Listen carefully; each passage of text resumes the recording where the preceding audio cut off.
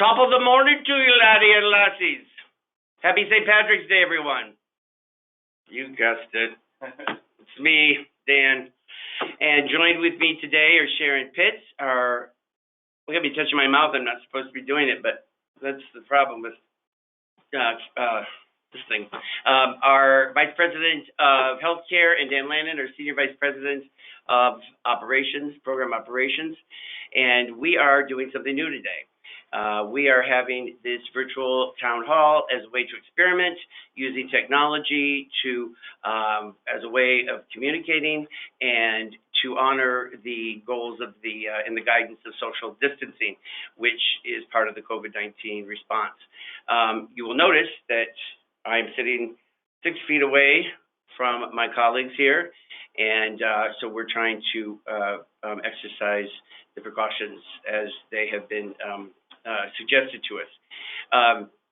All across the organization right now, residentially, in the Martin Center, up in Westford, and throughout this building here, we have approximately 100 staff that have registered and that are watching this communication. So we are pleased with that response, and we are going to be exploring more around the use of this sort of virtual meeting space.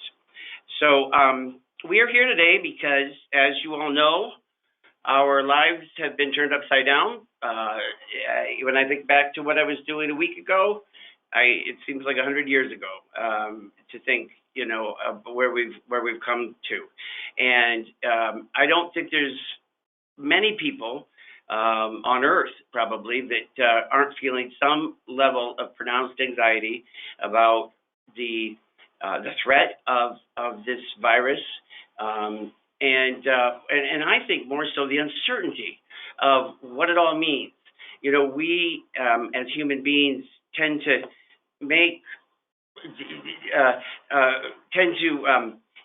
understand our environments and our experiences according to what we've experienced in the past. And I don't really think there's been anything in the past that has prepared us fully for what we are experiencing today. And even though this is only day 2 of our closure, it is unclear how long we are going to be closed. And some people are talking about weeks, some people even put it longer than that. And that's going to be a really, really long time. But Sharon Pitts, our fearless healthcare supervisor, is going to give us some updates on the actual medical side of things, talk to us about, reminding us about the precautions, and then Dan Lannon's going to talk a little bit about some of the deployment of staff. And what I should have started by saying a huge thank you to all of you who've come in. We're going to talk a little bit later about the recommendations and guidance that has changed from 250 people to 25 people to 10 in a room or space. We'll talk about that a little bit later, but you know, we need all of us to be doing our part during this time, and Dan will talk to us about strategies about how we can make that happen. So, and I also have some questions here that some of you have sent in. If you have questions during the rest of this town hall, feel free to email them or text them through the application. Kevin's at the end of the table telling us what we're supposed to be doing. And so we'll try to get to as many of those questions as possible. All right, Sharon, on to you. So with regards to prevention, we just want to make sure that everybody's washing their hands as much as possible. Hand sanitizer right now is really hard for people to find if they have it at all. But hand washing with soap and water is really your best bet for any prevention. For 20 seconds. Remember, it's happy birthday is usually one round. Usually takes you about 20 seconds to sing, and that is the standard for knowing how long to wash your hands. And just make sure that you're washing both sides. You're washing in between your fingers. We do this exercise in orientation, so for many of you, you'll already know what this exercise and how to wash your hands. But Sharon, I find that few people really wash. I mean, before this whole thing, it seems like an eternity I'm at the sink. I mean, really, Well, I think people are really focusing on it now. Yeah, it seems like a really long time to be doing it. I probably should have been doing it all along. I mean, I always wash my hands, but 20 seconds is a long time. Yeah, and it's really about the friction. So it doesn't matter if it's hot or cold water. It's really about, making sure that the soap is getting where it needs to go. But try to keep your hands away from your face, which is really hard to do when you really start thinking about it. And right now I have my hands, I'm just have them folded in my hands so that I try not to do that myself. But sneezing into tissue and disposing of the tissue if you need to sneeze. Sometimes you don't have the tissue right there available. Into your sleeve if you have to. Social distancing. That's the big thing right there behind hand washing. So, like Dan said, we're all trying to maintain that right here in this room. And if you're working, even in the group homes, try to make use of. It's okay for people to be in their rooms by themselves watching TV. If you're working in a home that you really need to be watching people and really keeping an eye on people, then just have one of the staff outside the room. You don't need to be in the same room together. If they're in their own room, laying on their bed or watching TV in their room or whatever, it's okay people to hang out in their room. You wouldn't want everybody to just sit on the couch together and watch TV. If you can at least have a couple of arms lengths away from each other, that would be ideal. At the dining room table, you could eat in shifts where you don't have to have everybody at the table at once. If you have a dining room in a kitchen, you can have some people eat in the kitchen and some people in the living room. Those are all ways to afford some space to maintain that social distancing. A lot of things that we're doing every morning to allay some fears is to make sure that you're having your temperature taken when you come into program or you're coming into any of the buildings. We are monitoring everyone's temperature to ensure that it is below 100.3. In the group homes, the same thing. They should be doing it every shift, monitoring everybody's temperature. And Sharon, I think part of that is if we are asking our staff to show up, to get in their cars and set out into this big, strange world and come into spaces with coworkers, we have the responsibility to make sure that people are as healthy as they possibly can be. And taking a temperature at the beginning of the day or the shift doesn't 100% guarantee that somebody doesn't have, but if they have a temperature, it's a pretty good sign that they might, and in that case, they wouldn't be let into the program. So right, and it also alerts them because, seriously, most people don't take their temp every day. So it's a safe guide for themselves as well. Yeah, and so I walked into the building yesterday, and there wasn't anybody immediate in that area. And I went upstairs, and then a little later I came down. If you want to sneak in to the building without getting your temperature taken, it's probably going to be possible because we're not having armed guards at the front doors, but it's on you, on all of us, to do the responsible thing.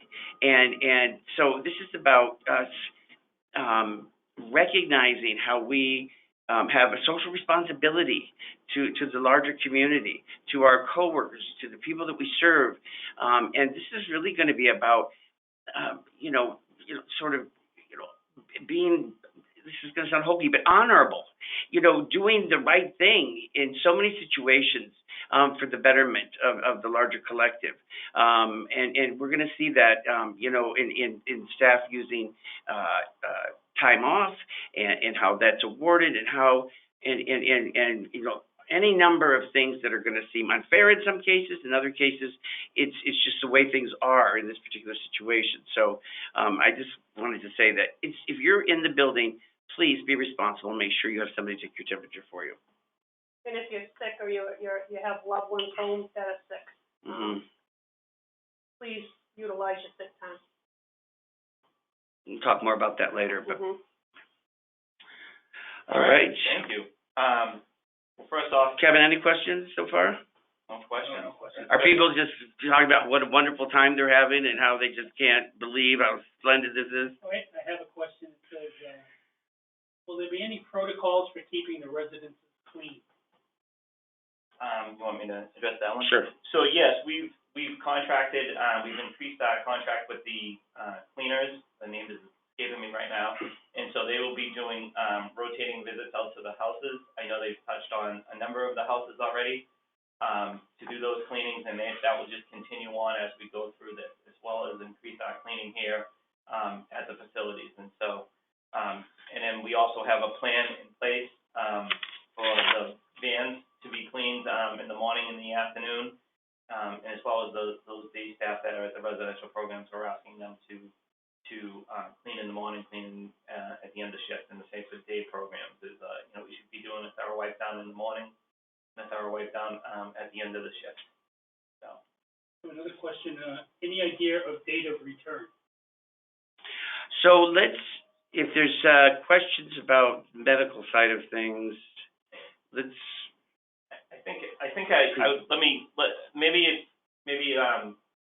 what we'll do is let me say a few things, and then yeah, I think because there's a number of general questions that we could probably be talking about after you've kind of given us some updates. Maybe you'll answer some of them in your update. So I don't even get to go by my script, because my script was first to say thank you. Thank you to everyone for certainly pitching in, taking on responsibilities that aren't part of your regular sort of daily routine. People covering shifts, going out to residential programs, and just really helping to share the load and to make sure that we're all in this together, and I truly appreciate it. Dan has a series of questions. There are so many questions that are unanswered still. I think, what we're going to do here is we're going to try to give you some assurance that what we're trying to disseminate to you guys is the information that affects all of us on a daily basis. And when I tell you that is a very fluid situation, there are over 10 conference calls this week with Mary Lou Sutters and Executive Office of Health and Human Services, DDS, different regions. And so we would just continue to try to communicate that information to you as it comes out on how it directly affects you and NuPath and your families. And so, I know I've talked with a bunch of people. They've asked me questions just in passing in the hallway or through text. There are answers that we don't have, and I guess what I'm trying to tell all the directors and everybody is there are answers that everybody doesn't have. That we are doing what we think is right. We're seeking guidance. If there's to get clarification on a few things, we have some our COOP plan, which is a plan that we follow in times like these and emergencies. What does it stand for? Oh. Continuity of Operations Plan. COOP. Hey. Can I do that? Yeah. So COOP plan stands for Continuity of Operations. So we do have some contingency plans that we know that we have sketched out that if we don't get further guidance or have some answers given to us, then we have some plans that we feel comfortable with. Again, not ideal situations, but they are plans that are there. I can't, everyone every day is listening to news, interpreting news different ways, 25 people in a location, 10 people in a location. Dan's going to get into that, I think, a little bit more. We just really want to tell you that when we need further clarification on a specific thing, we're reaching out to the Department of Public Health and the Executive Office of Health and Human Services, and so that's where we're really getting that clarification. One thing Sharon just mentioned about hand sanitizer, so I wanted to talk about supplies. I just learned this on the way in that some pharmacies have been approved to make hand sanitizers and make it available to the public now. So once we find out those locations, we will certainly share that with staff, because we will not only use it for our own programs, certainly if you wanted to utilize it for your family. And so there is supposed to be a list, I think it's going to be on mass.gov, of pharmacies that have been approved to do that. And so I would just make sure you check with your pharmacy first, because they might say, "What, are you crazy?"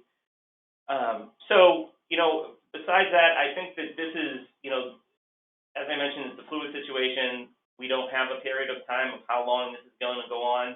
So we really all have to share the load. There's many questions that, that if, you're not assigned to a responsibility right now, if you're not assigned to coverage right now, maybe why you at one of the day facilities or programs, and, I think what we're doing is we're asking people to do shifts that aren't normally on their routine of schedules, 3 to 11 overnight, and we have a number of shifts that are being sort of put together, or list put together so that people will be able to plan ahead. So we should hopefully have that out to you, if not by the end of today, by tomorrow, so that you'd be able to pick up a shift on the weekend and substitute your day program hours for that, or vice versa, in other situations. We also have, our nurses who are ready to respond to situations if we need it, and we're just going to continue to balance the load, share responsibilities, communicate with you all.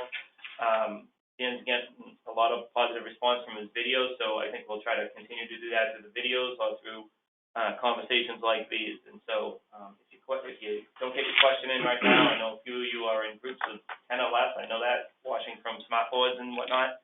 Certainly feel free to get it in to us via email, and we will, after this, and we will follow up at a different time.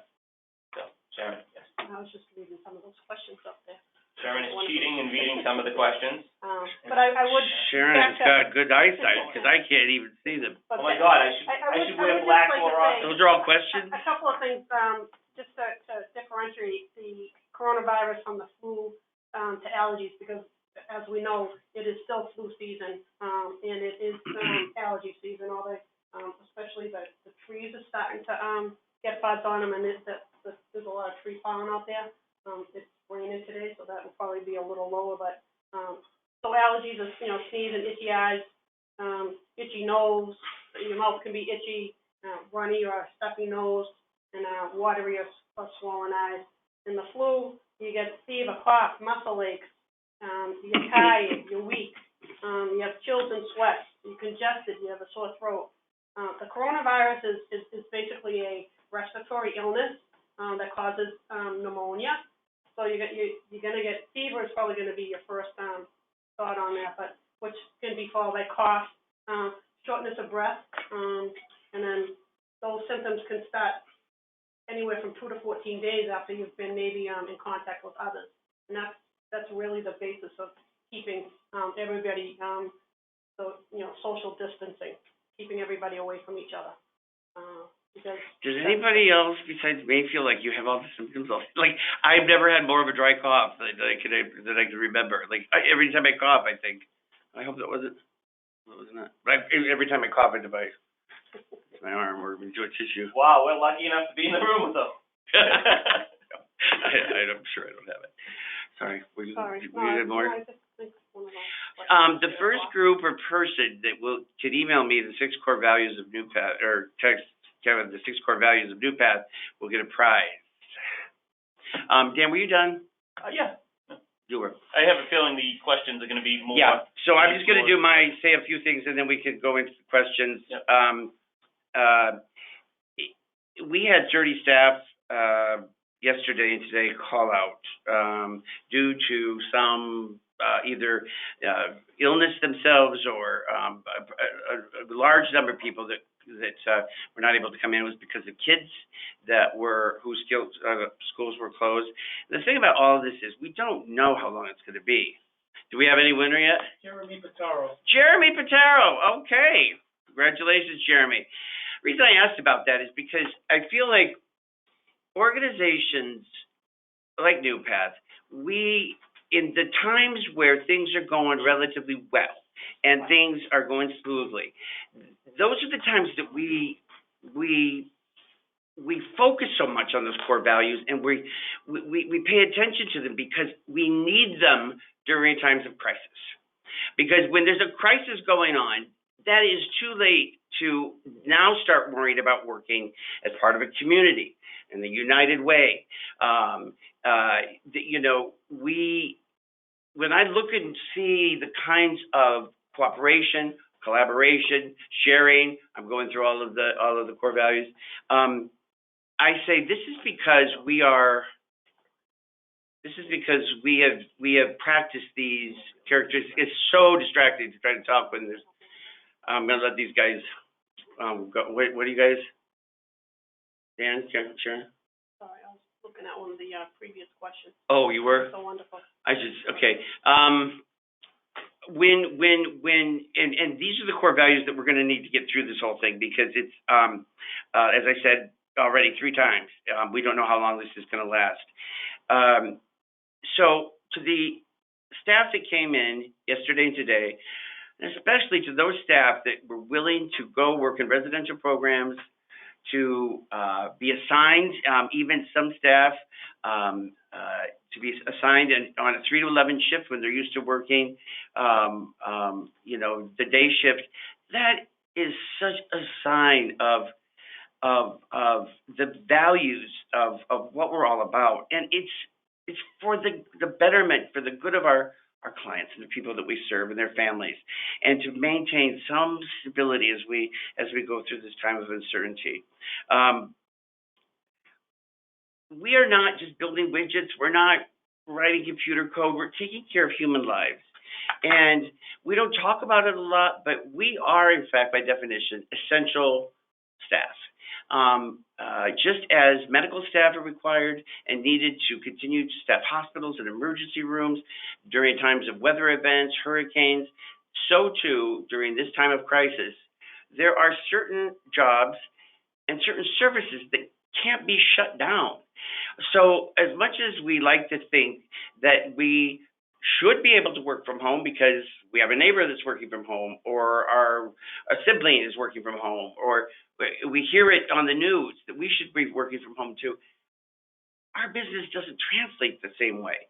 There are some divisions, some parts of the organization where people could safely work from home. But when you're caring for the lives of people, it requires heartbeats and souls to be in the homes. So however long this lasts, however many people get sick from it, we are going to have to find a way to staff these homes. And I would so much rather do it with staff that are part of our core family than to have to rely on getting some outside relief staffing. And if people do start to get sick in our programs, and it reaches a whole new level, even more reason why people need to be cared for when they're not feeling well and they're not. And I don't know if we have answers. None of this is telling you what to do if somebody gets sick. I'm just saying, if we get to that point, then it's going to continue to require just amazing sacrifice from our staff. And you guys do it all the time. You've committed and dedicated your lives to working with this vulnerable population, and I know that we are not going to ignore them or to abandon our responsibilities during this time. I know that there are going to be a large number of staff that are willing to step up and do their part, whatever that means or whatever that takes. So as far as being essential staff, we are looking to get some sort of identification cards for staff that will identify them, especially the ones that are continuing to work and helping us so much in the residential programs, so that if for some reason there would be a time in the future, some of the questions I'm reading here speak to that, where there is either a federal or state mandate to stay home, and cars are literally not on the street except for essential staff, that this card would be a way to demonstrate your credentials if you were going from site to site. I hope it doesn't get to that point, but that's one of the things that we're going to be trying to get for staff. The health and safety is the most important thing, obviously, and that's what most of our time and attention is going to be. We're going to be talking about. But I'm going to fill you guys in on something. This is a huge financial concern. All right, so I'm going to just share with you, as honestly as I can, a little bit about what this is going to mean. So yesterday when we were closed, because we can't bill for services that we haven't provided, we will lose $45,000 of revenue from that one day. And over the course of this first week, we will lose $240,000 in revenue. 240. That is about the amount that we raised for the walk, lost in 1 week. So you don't have to be a rocket scientist, and I'm not, so I'm not going to try to do the math in my head.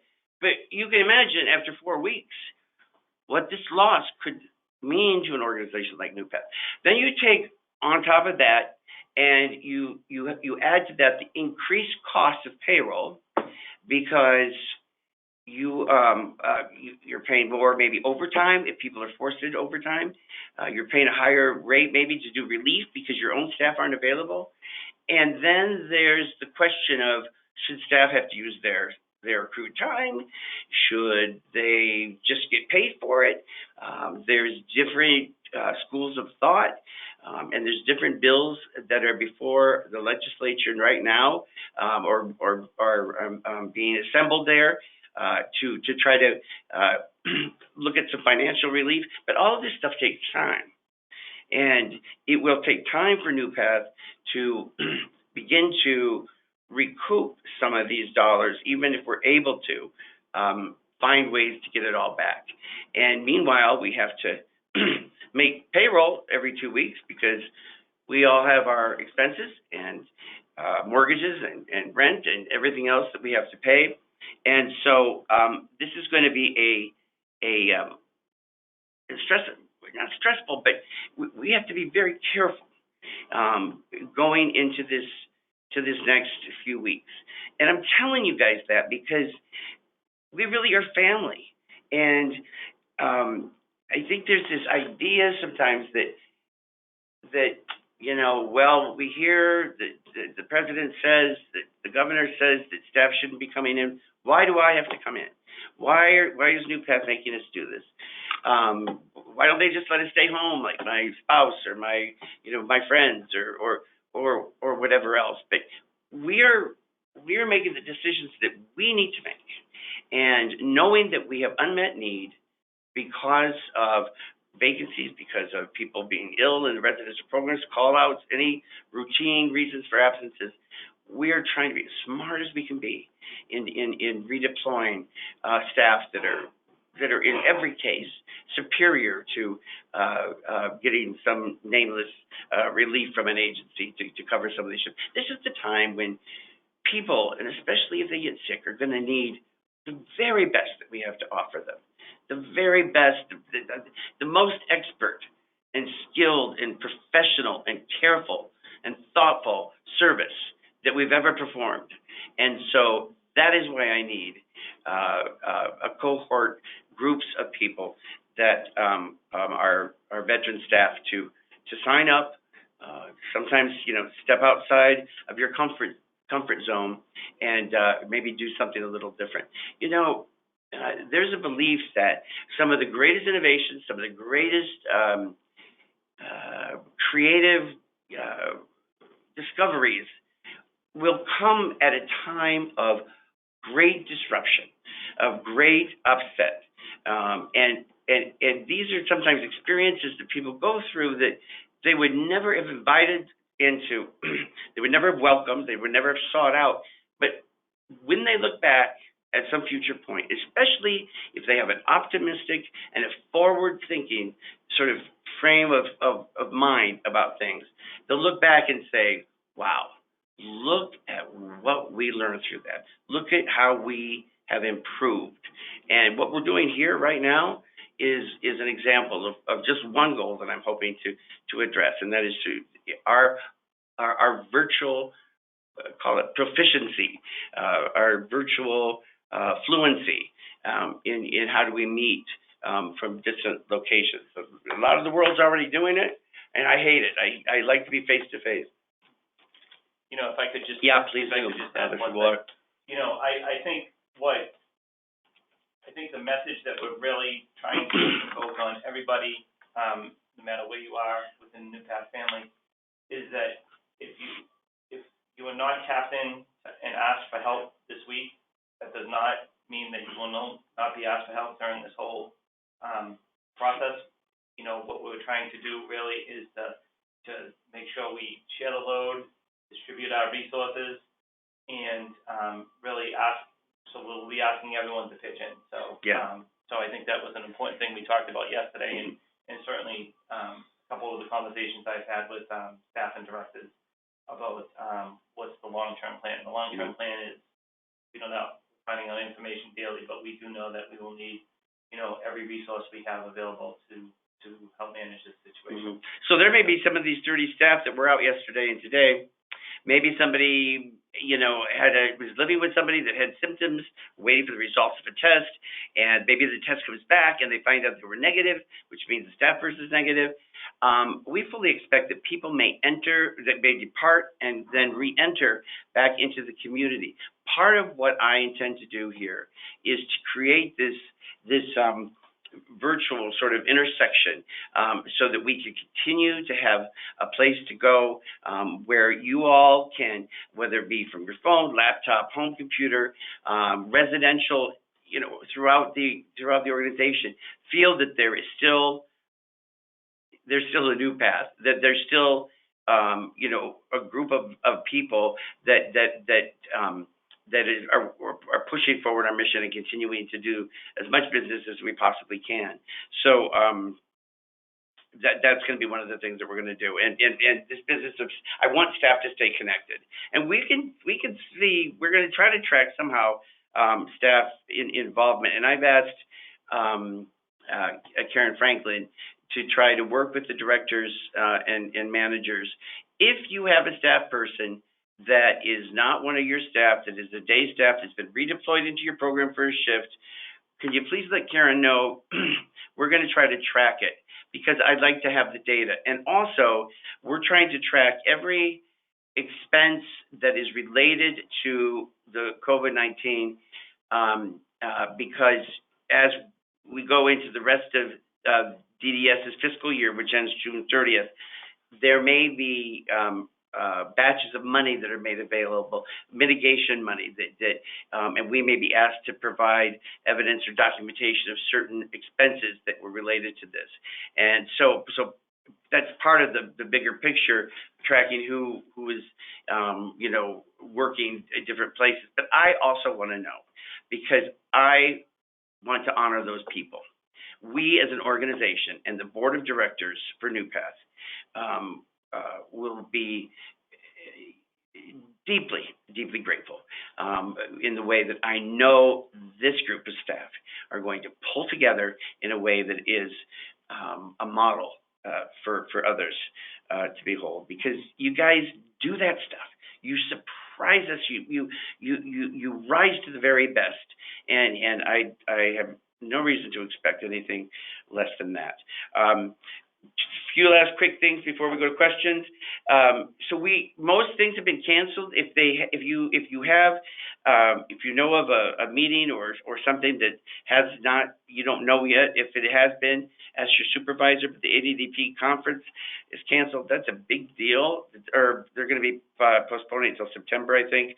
All staff meetings should be done virtually. I'd like to find a way to do that. I was supposed to be at Salem Street staff meeting on Thursday afternoon, and so that's not going to be happening now, but I wonder if we could use this technology. We'll have to find out from folks afterwards. Maybe we'll send everybody a little online survey or something to just see how they thought it worked out. But in fact, tonight, the board of directors, we have our board meeting, and we're going to be doing that virtually. So eventually this will be behind us, and I don't ever want to go to an organization that is all virtual. But I certainly think it won't hurt us to have some practice doing that. All right, Dan, did you have another comment before we go to questions? No, I think let's do questions. Yeah, let's do questions. Just cognizant of time. It's already gone longer than I thought it was going to, but all right, we'll try to have it done in an hour then. So let's see if there's some order to this. All right, this question, I won't say what it's from, but I'm going to read it quickly. I have a concern. I have 2 children at home for 3 weeks at the moment. My concern is I do not have enough vacation time to cover this period, never mind if it increases. I also do not find this fair that I have to use my own personal time due to COVID-19. This is a circumstance that is out of our control. I know there are other parents who have the same concerns. What is going to be done about this? Good question. We're waiting to see what the federal government will do to make funding available for some of these longer-term absences of fees. So there's been a lot of debate at the federal level. And so right now we're just trying to do day to day to day. Because of what I just explained and talked about what kind of financial I'm trying to think of the right word, hardship that we're going to be experiencing over the next few weeks as we go forward with this thing. To pay people for not being in and not to use any of their sick or vacation time would absolutely devastate us. I mean, just without knowing what kind of assistance or mitigation money may be made available. So we are going to be asking, we'll be using your sick and vacation time. What, Dan? Go ahead. What, did you have something? I was just going to add what we talked about was that, with communicate that with your director. We'll certainly we'll do what we can, and what Dan is saying is true. We don't know all the answers yet and everything, but there also has to be an expectation that we just can't pay an unlimited amount of time for a limited amount of period. So I say communicate with your director, because if there are various shifts that you are able to cover, or if this is a period of time for which you and your husband are home, or another family member that can share some responsibilities, so that even if it's intermittent, that you pick up a shift or two. Or maybe you come in the evening. Right. If you have to be home during the day with your kid. Right. Come do an evening shift in one of our group homes. And that's what we're hearing on the federal level, is to what the cap is going to be for that. So even our flexibility to be able to, to work with what federal dollars are made available, and what we're talking about here is that you need to be communicating with your director or manager, because there has to be a shared responsibility in this. And according to the person who wrote this question, I'll tell you what's not fair. What's not fair are the millions and millions and millions of people out there that don't have any sick time or any vacation time at all in their jobs. And so for them, when they don't work, they don't get paid. And so they know that by missing a shift, they might not be able to pay their rent. You will continue to be paid, full-time, part-time staff. If you exhaust your sick time and you exhaust your vacation time, then we are even going to be looking at, I'm not saying this is going to be 100%, this is going to be the practice, but we may loan you sick time, or you would then, repay the sick time as you worked and accrued it again. I don't want anybody to suffer here. This is hard enough as it is. So I want the last thing that anybody should be worried about is, oh my God, am I going to get paid? But you need to understand it also from the organizational perspective. I don't think anybody here wants NuPath to go to business, and we're not. I shouldn't have said that. It's never going to happen. But we do need your support in understanding that we have to attend to the financial health of this organization as well. And so this may be one incident where it seems unfair. There's a lot of people that feel things are unfair around this, because the amount of just canceling ADP's conference. Do you know how long we've been working on that, and the expense that ADP is, and all the work that's gone into it, and it's supposed to be a month away, and it gets canceled. It made his heart sick to have to do it. So this is going to be a tough time. People are going to have to make sacrifices. Like Dan said, if you've got a question, if it looks like this is going to be the long haul, consider doing something creative and flexible. Like Dan said, if you can work it out with your spouse, or with a parent or somebody else, be there during the day. And then if you needed to find another shift so that you didn't have to be using your time, I think we'd be willing to work with people in any way that we can, because this is just unprecedented time. So, yeah. You want to go to some of those questions? Are those the ones you have there? I mean, these are the people that did it beforehand. Okay. All right. Yeah. This is, right now I have one person participating in a Without Walls group, we really don't have a home base, and I can see myself struggling going forward to keep him busy. I reached out to Minuteman Senior Services to offer Meals on Wheels any day. We do have a place that we volunteer that we can deep clean. That would be about for 5 to 7 days. What's the plan going forward without walls? Does anyone have any suggestions to keep busy? So I talked with two of the directors, one yesterday and one this morning, and we have some alternative plans and suggestions we have for activities. And we're talking about bringing people into the facilities on smaller groups, one smaller group at a time, and trying to do something special for those groups as we go, both the residential homes as well as the no walls groups. And so we're really trying to come up with ideas.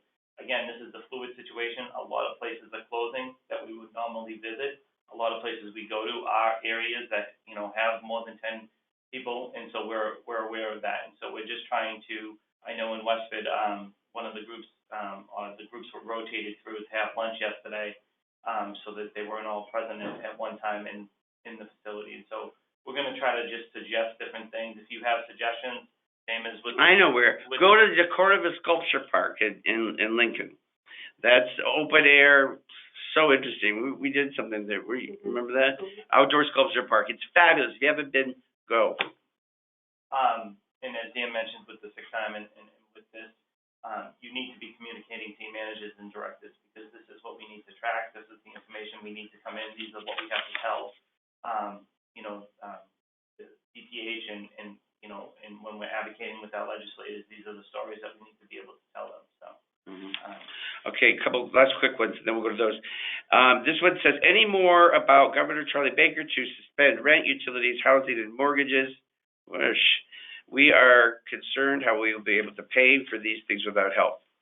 So to that, I'd say you should continue to get paid.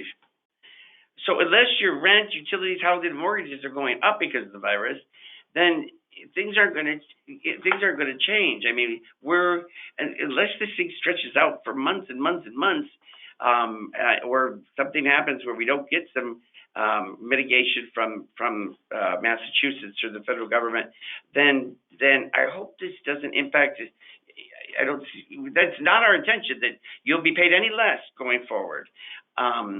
But it is something that I know that there are other areas of the economy that there's some conversation being had about some additional assistance. And that's the stuff we'll try to, again, with the number of calls that we're on this week, the several of us here, we'll try to break that information down on how it affects everyone directly.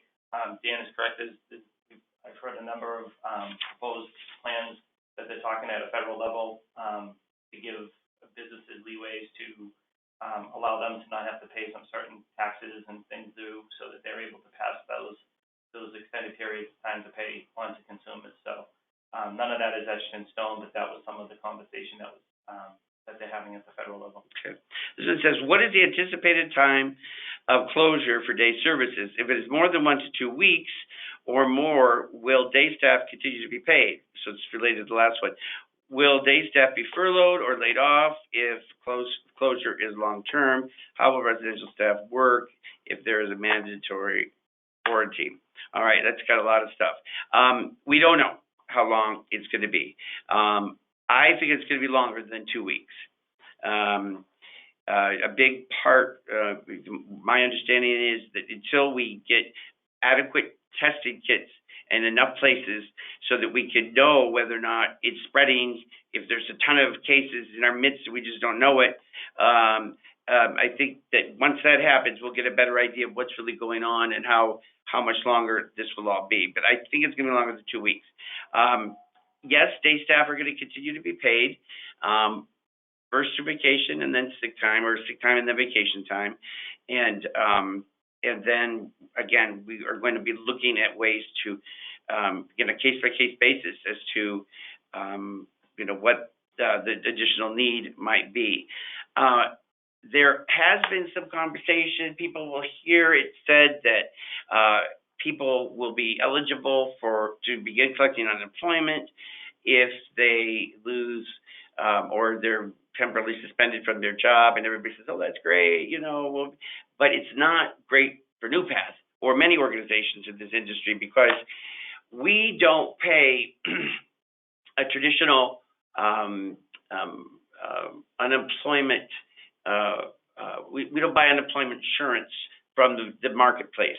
We self-pay. So what that means is that we're not an industry that will typically lay off, 30,000 people or go through these big cuts, and then they would all have to be paid unemployment. We're very careful about our disciplinary action, and so we try not to expose ourselves to having to pay many cases of unemployment to people.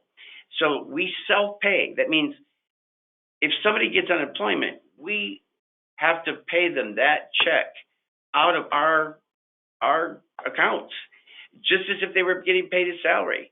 And it is cheaper for us to do that, or it has been in the past, than to pay the premiums for unemployment insurance, which could be very expensive.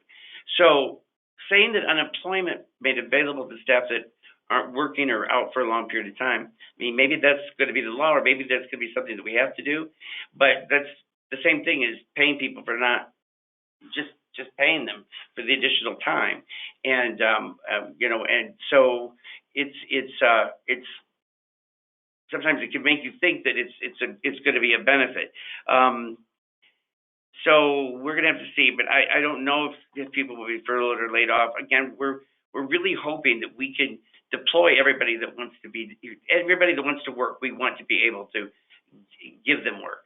And once all the shifts are covered, I see this as being an opportunity for us to begin to use navigating life in some different ways. It's my fantasy that there may be some groups of staff that aren't sick, that don't live with anybody that's ill, and I mean, let's face it, guys. You stay home for a week, might be kind of novel at first, but you're going to be losing your mind after a couple of weeks. At least I would want to be home. I would go crazy. So I think there may be a group of staff, if this goes on for a period of time, if there's not an assignment for you, or if you don't have a steady assignment in one of the group homes, that maybe you find yourself part of a group that is going to be, learning more about using Navigating Life. We're going to be marketing this as a tool in the virtual community to assist during times like what we're going through right now, where families may not be able to enter the homes, but if staff are using Navigating Life inside the homes, families can still feel that they have a connection. And this is the time we should be using it more than any other. And so I feel like there's lots of ways that if we're paying people, that we can make good use of your time. And some of that may be done virtually. Some of that may be, it can be a lot of different things. Dan said it a couple of times already.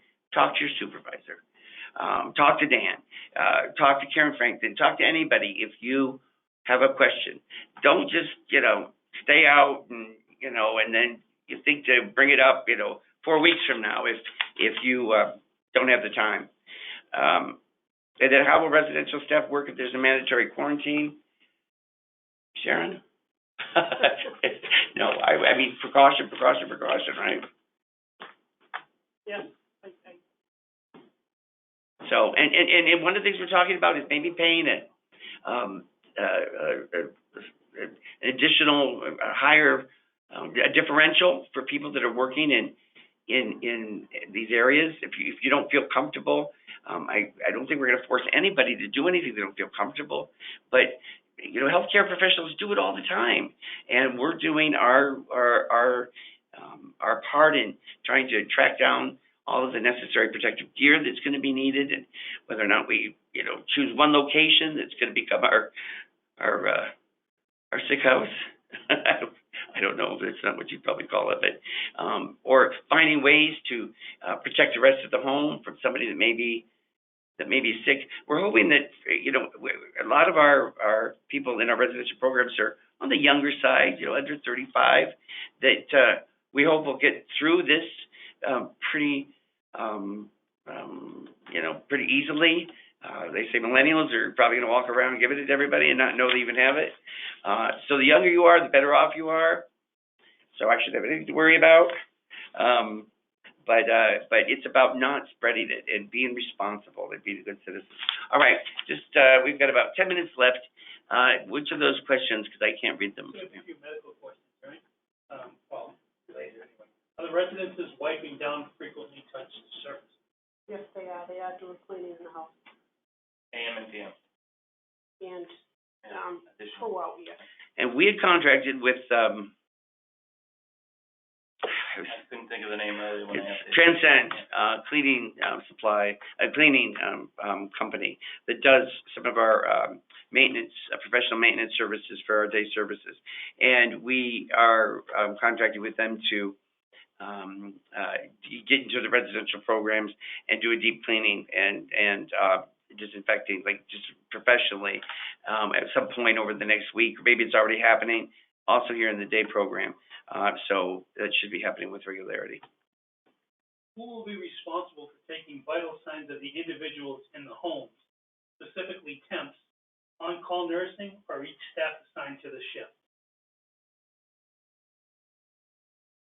Well, everyone in the group homes have been trained how to take a temperature. If it comes down to it, somebody that's unwell, then nursing will be deployed. We can't possibly be in every home, but we will, for any length of time, because we have 19 group homes, but we are available and we'll go where is needed. I hear that people are saying this is now considered an airborne virus. Is that true? Not to my knowledge yet. Airborne like measles? No, it's right now, it's whatever you're coughing, it's on surfaces. But it's not just breathing out of your mouth. Well, that's what they're, yeah. And that's I haven't heard that another yet. reason, to practice social distancing. I think we covered this, but will scheduled time off be honored? Yes, scheduled time off will be on it. Again, if you don't want to use your accrued time and you want to substitute that scheduled time off you have to cover another shift, again, talk to your manager or director, that would be greatly appreciated. But if you want to use your accrued time, yes, then it will be on it. Is there any talk from the state of supplemental funding for residential, since we have to staff 9 to 3? Well, it wouldn't be, it's not gonna come probably to residential, it'll go to the organization, this is a, 24/7, service that we provide. The way it's probably gonna work is that we have a certain amount of money in our contracts for day services. They're in contracts of all sorts, from CBDS, employment, climate preparedness, and other codes I don't even know anymore because Dan Lannon's been doing most of that, and Cheryl that does our recontracting. So the money sits in our contracts, and as people receive the service, as staff perform the responsibilities of these different contracts, we bill against that pot of money in each of these different contracts, if you will. So if we're not billing because we're not providing services, that money's just going to sit there. So really all they need to do is create a mechanism for us to continue to bill, although we haven't actually provided the service, because the money's there, we need to get at it, and we just need them to give us the green light to do that. That money then would then allow us to be, essentially we'd be paying the day staff and that would be covering those shifts. So the money's not going to go probably to residential, from which you're covering 9 to 3, but the organization will be trying to get that money one way or another. There are families that have been picking up their relatives every weekend and visiting 2 or 3 times a week. Have there been efforts to let them know that life is no longer normal? They need to adjust to maintain social distance as advised by the healthcare profession. I think that is a very smart idea. I think that maybe we should prompt a conversation, maybe offline, to talk about whether or not we're going to make that statement. My mother is in assisted living right here in Woburn at Benchmark. They announced on Saturday or Friday that they were going to be shutting the place down. I thought I was going to be able to squeeze out my way in. And like, don't you know I'm the CEO? A caregiver, because I was there every night. Like, I feel lost not being able to get over there. And they were like, nope. At first, it was just answering those questions, and then I could get in. So I think we don't want families, and it's to protect the family members as much as anything, because, you know, if they're if they're older, if they're over 60, 70, you know, one of our folks could have it, and they could be exposing themselves, you know. I think that back and forth. Sharon, what do you think? I think if they don't need to visit, they shouldn't. I think we're all, you know. I think too, what we're hearing, and I know some parents have taken individuals home that live at our residential programs, and we'll have them at home for the next several weeks. And I think just having the few communications I've had with parents, I think they are starting to limit their visits to the residential programs. I think you might see a lot of them today, possibly, which we should be doing a temperature check when they come in, and they should fill out that questionnaire. But I expect them to start decreasing that quite a bit. Mm-hmm. And as far as individuals going home on the weekend, you know, again, the residential managers will have those conversations with parents. We don't know, you know, again, it's not. Use Navigating Life. Yeah, continue if you. And go for a walk. You know, they're very, you know, the mom I talked to yesterday is very interested to know what's going on during the day. So the more that you can use. And especially if it's timed in, don't not interrupt you, but they may be wondering, what the hell are they going to be doing all day? This is going to be a recipe for disaster. And if good things are happening during the day, it's you know, Navigating Life should be the way that we're communicating for families, I think.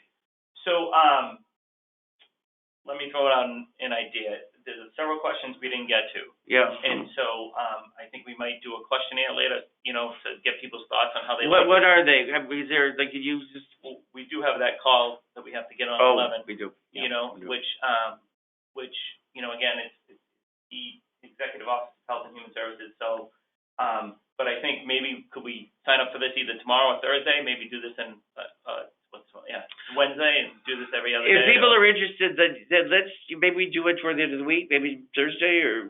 Yeah. I think my thought was 2 days, right?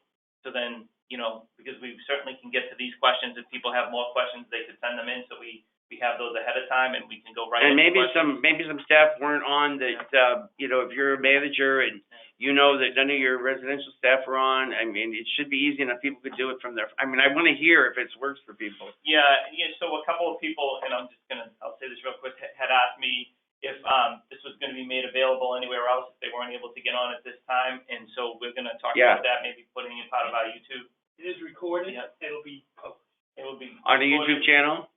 I'm not sure. Probably on the YouTube channel, because everybody has to have Facebook. Yeah. Yeah. Well, we'll figure that out. We'll work out those details, but I do know that was a couple of texts I got in while the meeting was going on. So we will communicate all those details out, answer the questionnaire that we send out, because that will certainly guide us in the next how we're going to do this and how often people would appreciate this. Yeah. If you guys like to say something, you know, like us, subscribe. That's what they always say. What about the last question? Has anyone at NuPath tested positive for the virus? Oh yeah. No. Or presumptive positive. No. So, all right, guys. We'll be doing this again soon. You're fabulous. Thank you. I'm so proud of what we've done together, what we're going to do, and how we're going to make history together. Be safe, and go wash your hands. Stay well. We got this. Bye, everyone. You want to get up?